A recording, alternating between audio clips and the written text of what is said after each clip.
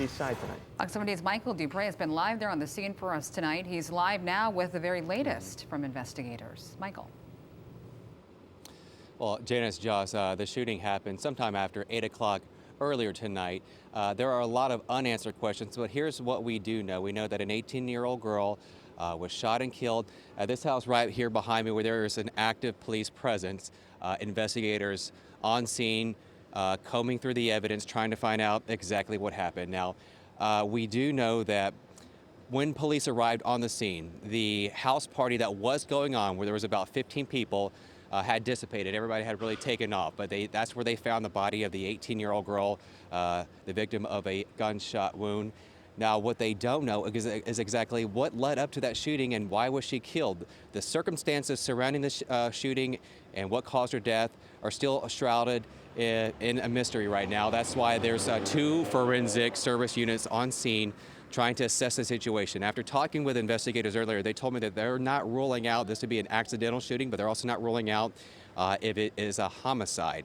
It took them a little bit of time to get inside the house. That's why right now it's still a very active scene, even though this has been going on for a couple of hours, because they need to get a warrant approval to go inside and to look at the scene. But right now, that's what they're doing. They're assessing this scene, trying to find out what led up to that shooting.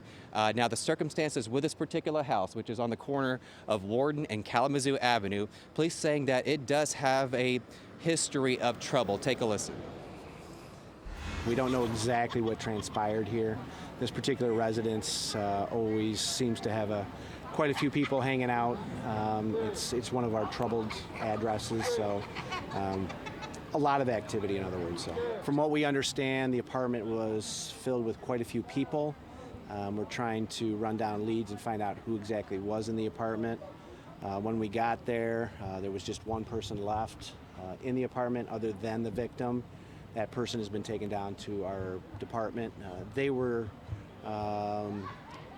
apparently were not eyewitnesses to what occurred, but have information that can be helpful as far as who was actually in the apartment. Now, as you heard that police officer mention, that person is being questioned. He is one of several people being questioned by police right now as investigators are trying to track down what happened in this. I think the officer told me that there's about 3 or 4 people that they are questioning, but no arrests have been made in this shooting death of an 18-year-old girl. Something else worth mentioning too is that with the crews right now assessing the scene and combing over, looking for some evidence, trying to determine what happened, it's going to be a few more hours at least until they are done doing their forensics examination.